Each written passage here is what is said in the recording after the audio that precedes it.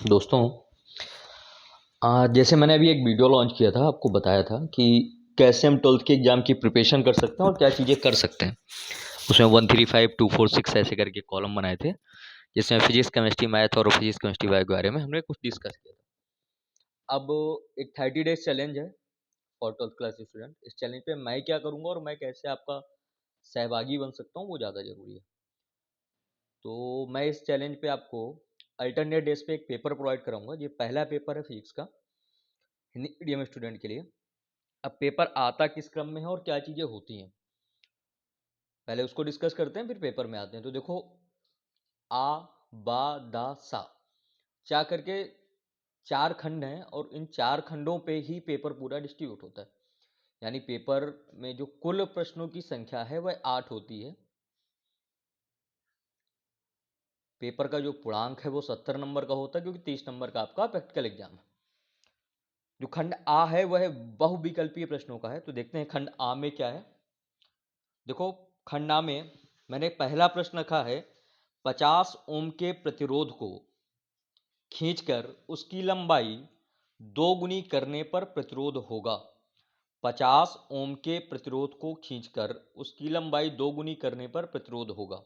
50 ओम, 25 ओम, 100 ओम, 200 ओम। इसका सॉल्यूशन मैं प्रोवाइड कराऊंगा, पर अभी नहीं। जैसे अगर कोई बात कर रहा है कि सॉल्यूशन वगैरह क्या है, तो इसका सॉल्यूशन भी मिलेगा, लेकिन अभी नहीं मिलेगा। आप करोगे उसके बाद मैं इसका सॉल्यूशन भी दूंगा।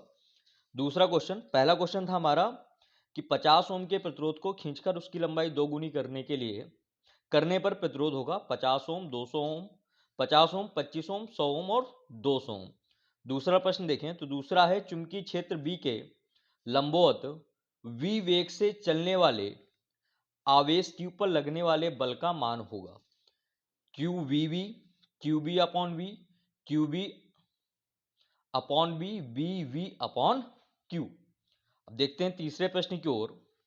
तो तीसरा प्रश्न है हमारा बेटा, मीटर सेतु मीटर सेतु की तार निम्न में से किसकी बनी होती है? लोहा, कॉपर, मैग्नीन या यूरेका, स्टील या एल्युमिनियम मिश्र धातु की।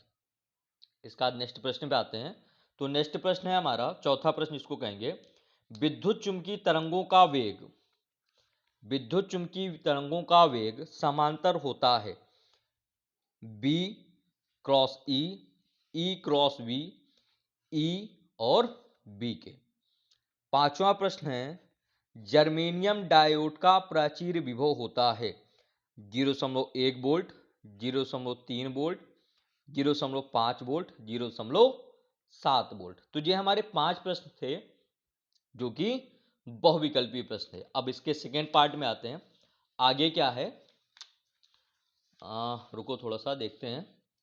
खंड बा में, खंड बा है, यह भी एक एक नंबर का ही होता है। इसके प्रश्न, किन प्रश्नों को इस पे रखा जाता है? तो यह प्रश्न बेसिकली अति लघु प्रश्न होते हैं।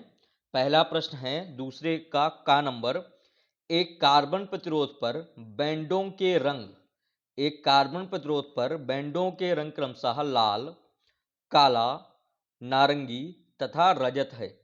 इसके प्रतिरोध तथा विश्वसनीयता क्या है, यह बताना है आपको। अगला प्रश्न है, कोहरे एवं धुंध को पार करने अथवा पार देखने हेतु किस तरंग का प्रयोग किया जाता है? कोहरे एवं धुंध के पार देखने हेतु किस तरंग का प्रयोग किया? दूसरे का जो हमारा गा प्रश्न है वह है, चुंबकीय फ्लक्स की विमा ज्ञात करो। घ नंबर में, वाटहीन धारा किसे कहते हैं? अंगा नंबर, यानी कि ये जो प्रश्न है ये कुल 5 नंबर का होता है बेटा। दूसरा प्रश्न, पहला प्रश्न भी 5 नंबर का था और दूसरा प्रश्न भी कितने नंबर का है? 5 नंबर का। अब देखो अंगा नंबर में क्या है, किसी कुंडली से बद्ध चुंबकीय फ्लक्स फाई बराबर एक्स टी स्क्वायर है तथा टी बराबर 3 सेकेंड पर प्रेरित विद्युत वाहक बल 9 वोल्ट है। एक्स का मान ज्ञात किए। किसका मान निकालना है हमें? ये जो एक्स दिया गया ना यहाँ पर बेटा, फाई बराबर एक्स क्यू टी, एक्स का मान निकालना है। अब खंड सा पे आते हैं, ये 2 नंबर का प्रश्न होता है। इसमें हमारे 4 प्रश्न होते हैं।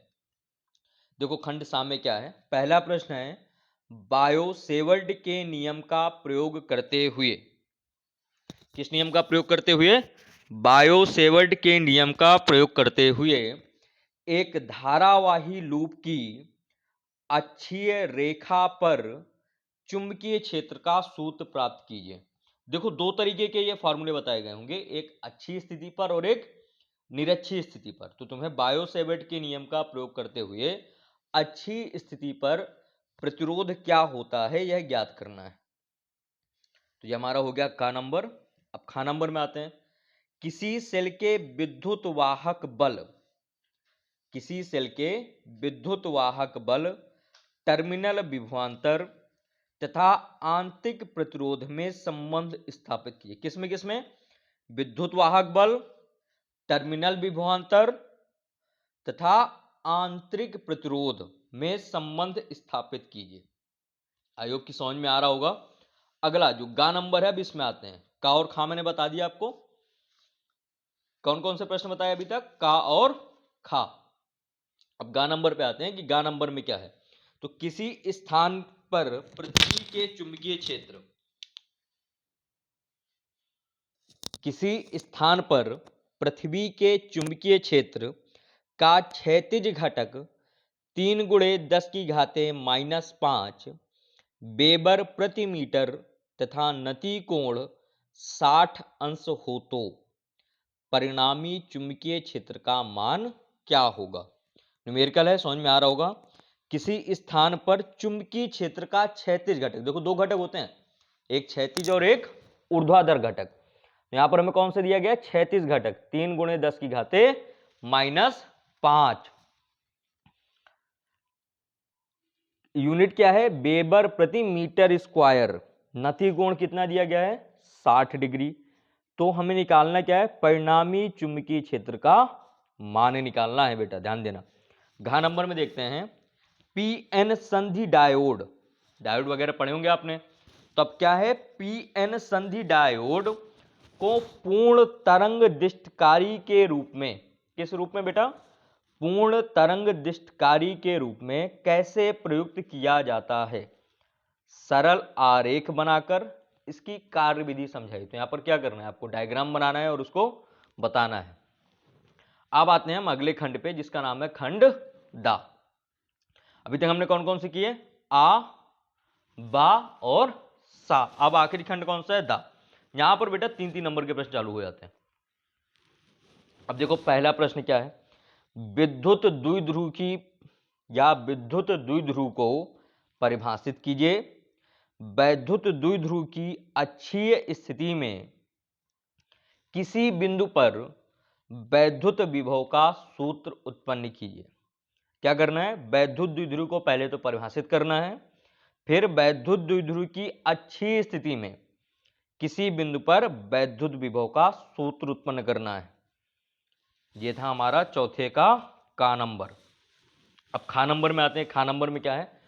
भंवर धाराएं क्या हैं, इनसे क्या हानि है, इन्हें किस प्रकार कम किया जा सकता है एवं इसके क्या उपयोग है। क्या है प्रश्न? भंवर धाराएं क्या हैं, इनसे क्या हानि है, इन्हें किस प्रकार कम किया जा सकता है एवं इनका क्या उपयोग है। अगले प्रश्न पे आते हैं। अगला प्रश्न कौन सा है हमारा? गा नंबर।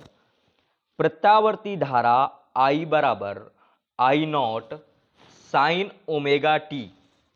प्रत्यावर्ती धारा I बराबर I0 साइन ओमेगा टी का वर्ग माध्य मूल ज्ञात कीजिए।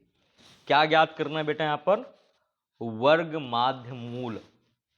अगला प्रश्न है, एक हाइड्रोजन परमाणु में इलेक्ट्रॉन 0.53, कितना लिखा है? 0.53 एंगस्ट्रॉन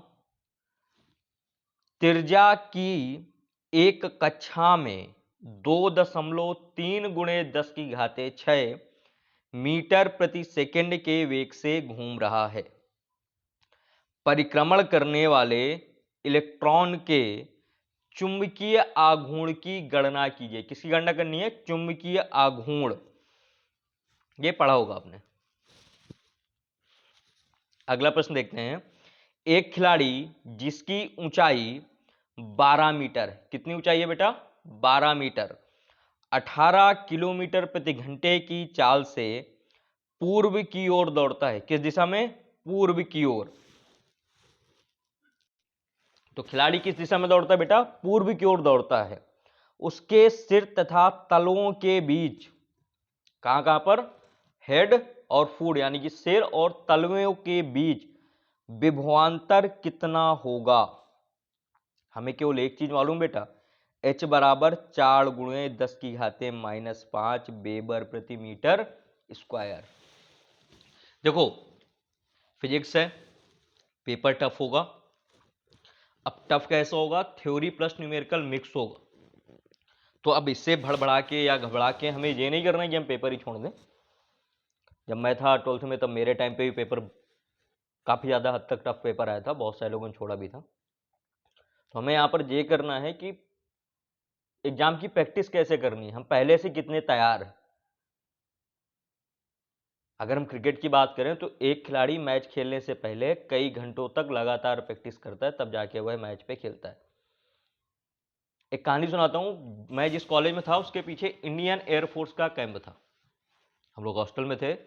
अक्सर देखते थे कि जो फाइटर प्लेन हैं वह लगातार दिन में 2 से 3 घंटे उड़ान भरा करते थे।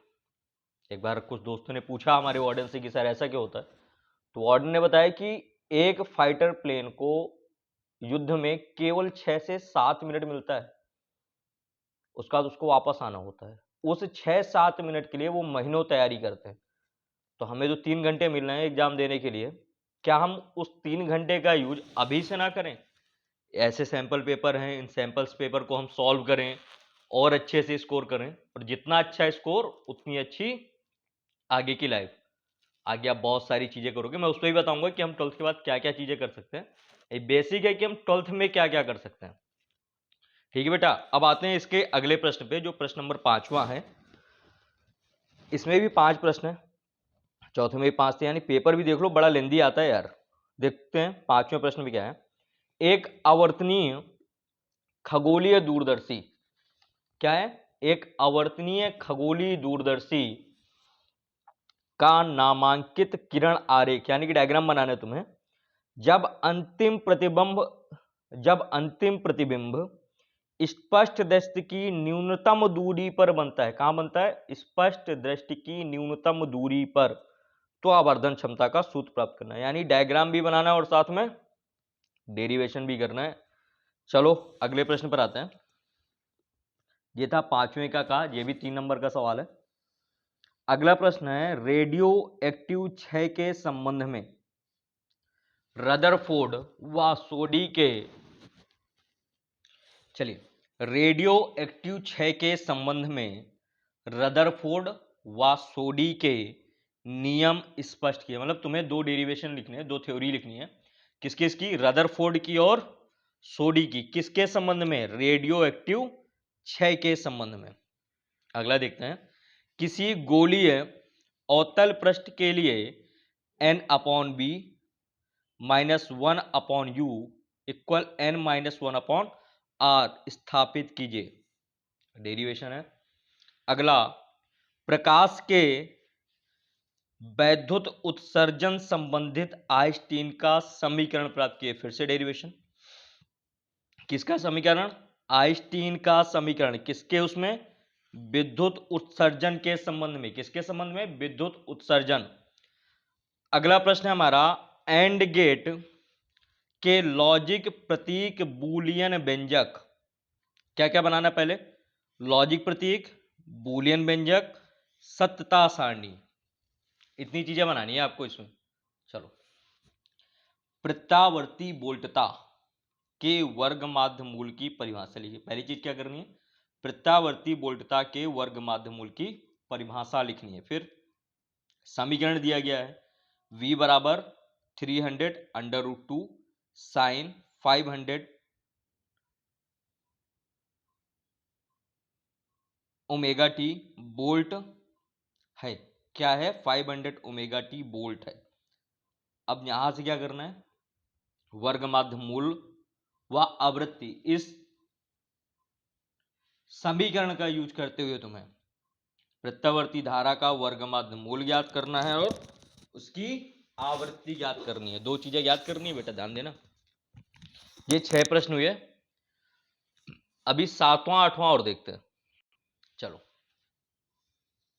अगले प्रश्न में आते हैं। स्वप्रेरक गुणांक की परिभाषा दीजिए। किसकी परिभाषा?